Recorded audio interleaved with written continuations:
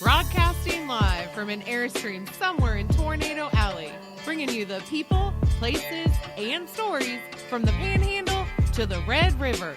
This is your Only in Oklahoma show.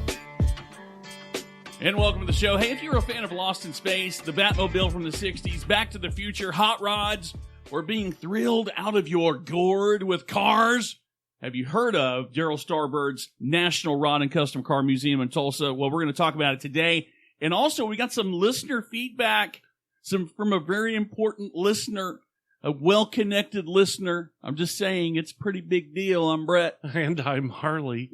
So, when we were kids, I remember when it was that time I know I always say it's that time of year again, but there was a certain time of year when the Darryl Starbird car show came through town. Yes. And everybody went to Meridian and lined up, and they did a cruise, and you went to the car show. As a matter of fact, my first concert was at a Darryl Starbird car show. It was Captain Hook. I don't know if you know who that is. I'm sure you've heard the song On the Cover of the Rolling Stone. Yes. They had one major hit. That was it. I actually stood inside the wheel hub or the rim Yes. of the Bigfoot, the original Bigfoot. So yes, Darryl Starbird was a household name, still is to varying degrees. I was completely caught off guard By that the Darryl Starbird Museum is in Tulsa. Here in the state of Oklahoma. Had no idea. I had heard that it was. I thought I'd heard that it was, and come to find that it actually is. But the Southwest was. You remember the Southwest Rod and Custom shows? There was always a big car show community in this part of the country. And in a lot of ways, doesn't shock me a whole lot. I spent a lot of time at car shows when I was a kid.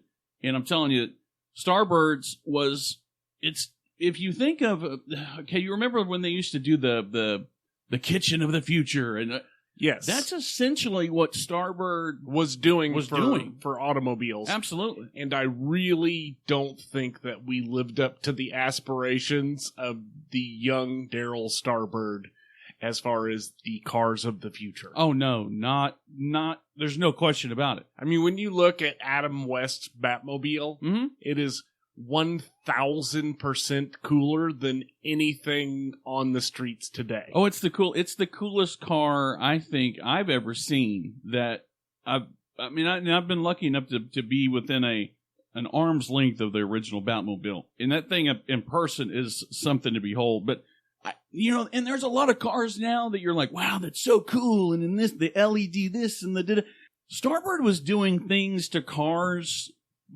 when people were still trying to figure out how to drive them. You know what I mean? It's like, you know what I'm saying? Like, he was building things that were literally right out of the future. They were definitely what everybody thought the future was going to be. Yeah. He was way ahead of his time. But before we get too deep into the actual museum and the things that you can do there, let's talk a little bit about how Darryl became a Starbird. Mm-hmm. So, just to start off with, he's originally from Wichita, Kansas. Right. We're not going to hold that against him. No, not at all. He was known as the king of the bubble top. Born in 1933, Topeka, Kansas. Mm-hmm.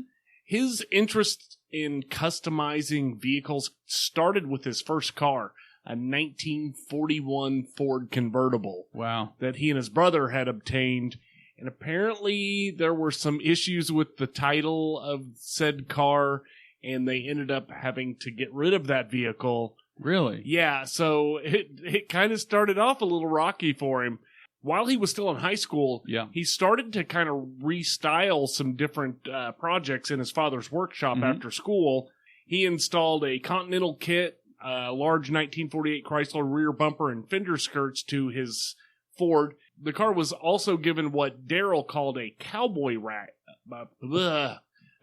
rake, and having only a welding torch and a few body tools, Darryl kind of set off to learn metalworking, like as a high school student, dude, on his own. Yeah, and the other thing too, at 16 years, what were you doing at 16? I was getting fired from my job at Grinders. And probably putting wax on a curb and you're skateboarding. I was. At 16.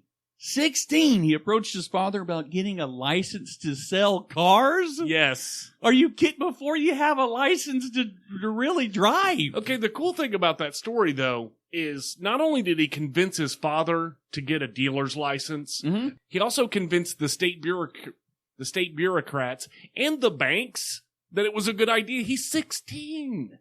Yeah, and he just graduates high school, and he's got all of this already. Right, and he was after high school. He was well on his way to becoming an aeronautical engineer. Which, looking at his stuff, you kind of see where that was going. But he dropped out to focus on his custom shop. Well, yeah, and it's a fun fact about that is he was locked in. He was going to work for Boeing, but he determined that Boeing, I'm sure you've heard of them, Boeing with a B, they had a lack of creativity. So he launched on his own. He's like, building planes isn't enough. I want to build cars that look like planes. Within a couple of years of that, he presented a caddy at a car show, and he was featured in some industry magazines, and it's all history from there. So in 1959, he took Bob Turgeon's 57 T-Bird and won a sweepstakes and top custom achievement at the NHRA Nationals. Now, he won because he turned this car, he gutted this Thunderbird and turned it, he wanted to create a blue jet fighter plane on wheels. Now, he did tell Carcraft magazine he didn't want to create just any other custom. He wanted a car that even Detroit would take notice of. The custom car of the future. Right. Now, this thing, it looks like a Ford F-15 Tomcat. It really looks like a spaceship. It does. Yeah. At the end of the day, a lot of the vehicles, space. You can tell it's a lot of it's space. It really seems to be. So back to the museum then. So we'll kind of switch gears and go to the museum. Darryl Starbird's National Rod and Custom Hall of Fame Museum has over 40,000 square feet of custom-made cars, and over 50 custom-built exotic vehicles. Dozens of custom-made cars that he himself built, because he was a trailblazer. There are hundreds of other people that came along after him that were inspired by him to create these cars of the future, and many of these cars that you've probably seen touring the country when you're a kid are now housed in this museum. Right, and it does rotate a bit, the stock that they have there, but they have street rods. They've got nostalgic custom cars. They've got vans, pickups, sports cars, and the cool part, the experimental concept vehicles. Well, in the style of the bubble top, a lot of, if not most of the cars that are there are in that bubble top style, which I think is cool. It's super cool. In the 60s, it was very futuristic. That was it. So there was no mistake that Darryl Starbird had reached mass popularity, but then he started to seep into pop culture. Have you ever seen the movie American Graffiti? George Lucas? Mm-hmm. There was a character in there named Toad. He mentioned Darryl Starbird. He said that this better be better than Darryl Starbird's Superfleck Moonbird, which really is a hard thing to say. Yeah, I would agree with that 100%. I think that may be one of the vehicles that has no steering wheel. Whoa. It's drivable via a joystick in the middle, so you could drive from the passenger side or the driver's side. Again, more with the aeronautic theme. 100%, and it's just cool. Yeah. With all these vehicles, they all have a priceless value, historical significance, labor and ingenuity. I mean, I think if you're like me, I think you and I share a similar love for vehicles. We're more of an enthusiast. Mm-hmm. It took us 12 hours to work on a Honda Civic. Dude, I think you have a very bad memory. It did not take us 12 hours. It took us 3 days. 3 days. To do 3 hours worth of work on a vehicle. Yes. I called in to my real job to help you work on a Honda. Yes. And I didn't have sick time.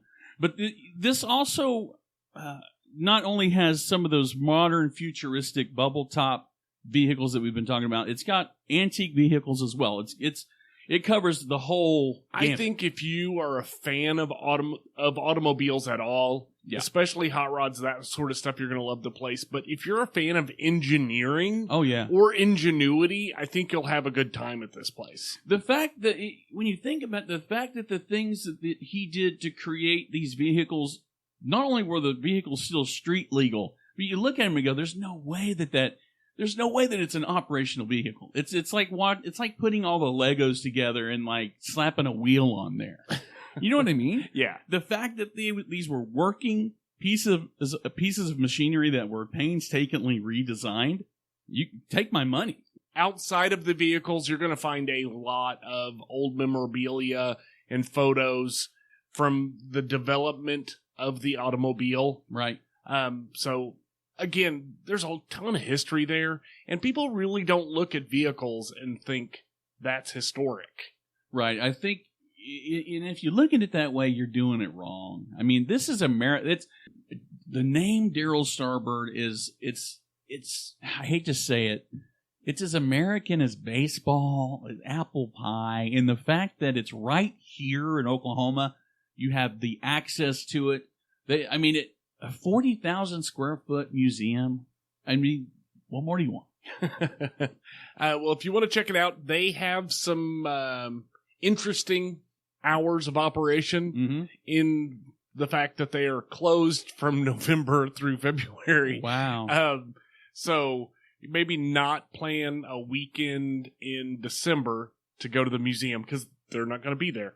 They're open 10 to 5 every day. Yeah. Except for Sundays and Tuesdays or any time during November, December, January, or February. Wait! You can call for appointments on off days and during closed months. But I think you probably are you going to pay $15? You might pay a little bit more. I think if you're calling them to come in when they're not supposed to be there, I would hope they charge more for that. Or they have a voicemail. But as far as admission goes, it's $15 for adults, $14 for seniors, and $10 for kids under or between 10 and 14. And they still host an annual car show in Tulsa. I don't know why they stopped doing it here. I think there was there had to be some type of a contractual thing, or I don't know. It's probably some crazy silly thing I wouldn't understand anyway. But I think it's because they closed down the Myriad. Yeah, the Myriad. But I thought it was at the state fairgrounds. I think that's where it was. I feel like everything that was the Sunday was that always happened at the Myriad. Yeah, but they also did the tractor pulls. Remember those? Yes. What happened to the tractor pull and the mud buggy race? I think they got the tractor unstuck. I guess, yeah. No need to have mission accomplished. Pull. We're done. We're done here, guys. Game over. Well, for more information, check out DarrylStarbird.com. This Sunday at the Myriad. Not Sunday because they're closed on Sunday and Tuesday. In March through October. Well, coming up after the break, we've got listener feedback. Back. I don't know if you noticed or not. We match. We do have matching T-shirts on today. The Thing. It's like John Carpenter's The Thing. If there was ever anything that reinforced that you and I were dating, it's the fact that we're matching. We quit pushing the basket together at Walmart. Okay. So I actually have a thought about the matching T-shirt thing. Yeah. We do a lot of activities. We go to a lot of places. We're seen. A lot of festivals and events. And it's super important that we're both representing the show. Yeah. But at the same time, you have a couple of grown-ass men. You have a couple of full-grown men walking towards you with matching T-shirts on. Yeah. You feel a little weird. Right. You think they're going to hand you a pamphlet and ask you about your salvation or something. So if you have similar issues, do what we did. Reach out to the guys over at Master Threads, get a free quote on multiple designs for your T-shirt. Multiple designs. They can do absolutely anything. I don't make this up. They can embroider a screen print. I can't name it all.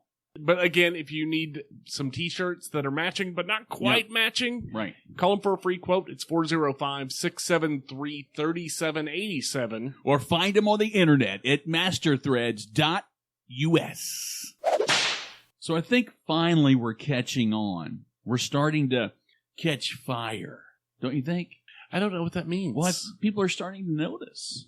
We're big, dude. We're big. It's hard to miss us. We're big. We're a couple of blabbering. What was it, dude? What is it that we've been known to do? What did Scuba Steve say? Babbling. And yes, there are a lot of babbling brooks in Oklahoma. Great observation, Scuba Steve. There are a lot of places to see a babbling brook. We did get some feedback from a pretty big deal. I'm going to have to say. I'm going to say it, yeah. Grant Humphreys commented on our show. Grant Humphreys, ladies and gentlemen, do you know who he is? He commented on our show about Carlton Landing. His dad, Kirk Humphreys. Anyone? Hello? Mayor Kirk Humphreys. It's the Humphreys. So what did he say? He did welcome us back anytime, offered to get us a cold drink. I'm assuming that it's beer. It would have to, well, I'm not going to assume that. I'll take they look like they have a veranda. There's probably a veranda. So we might be sipping a tall glass of lemonade out on the veranda. We might. But Grant, we really appreciate the feedback, and we'll definitely swing by for that iced tea or lemonade or beer. Or a mint julep. A mint julep the next time we're in the area. Yeah, absolutely. And if you want to leave us feedback, too, it's that simple, folks. We're on YouTube. We're everywhere. Anywhere that says Only in OK and there's a comment section, say something. If you see something, say something. Good, bad, or indifferent. Well, this has been the Only in OK Show. I'm Harley. And I'm Brett. And we're out of here. Peace.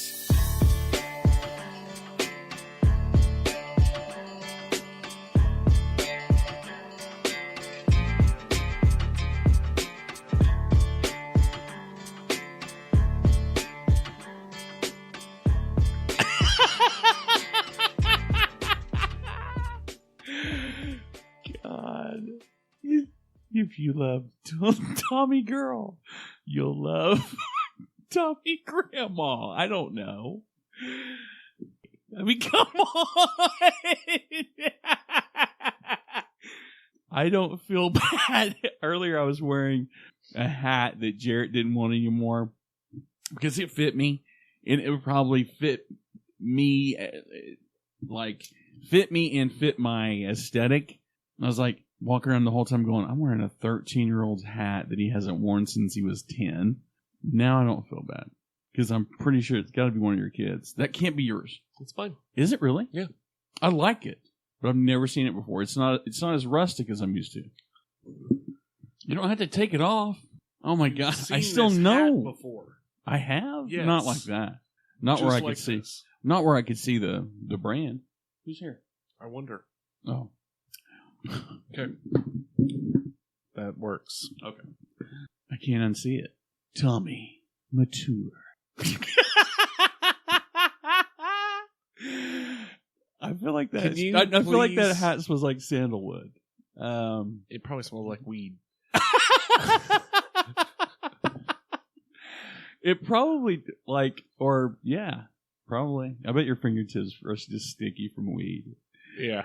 Medicinal marijuana. So, medicinal. It's okay. The term medicinal marijuana is laughable at best.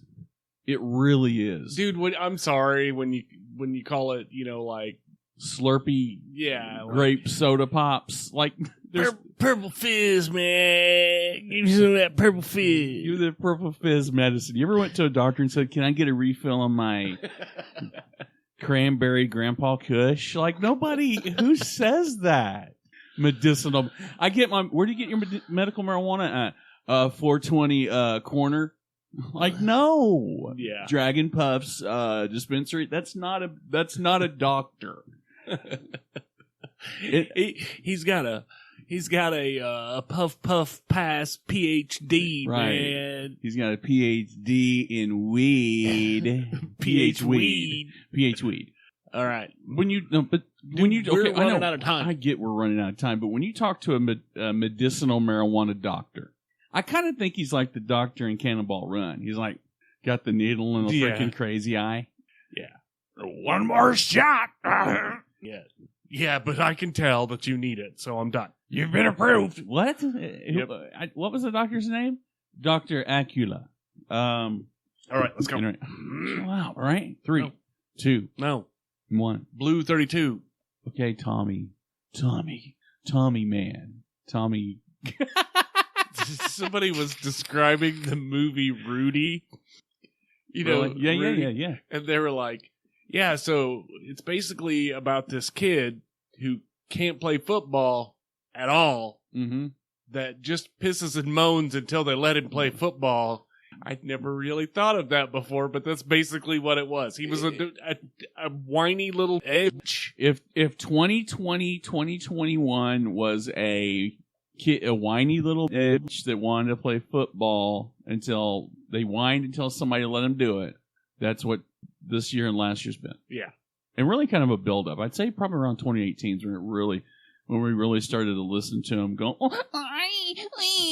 everybody else can run fast, and I'm stupid. And instead of going, you're right, Rudy, shut the fuck up. Right, you're stupid. We were like, no, you're not, Rudy. You're just as fast as everybody else. We placated them, and we pandered to their... But I'm not as big as everyone else. You're right, you're not. Go sit down. Can we play football, but nobody's allowed to hit me?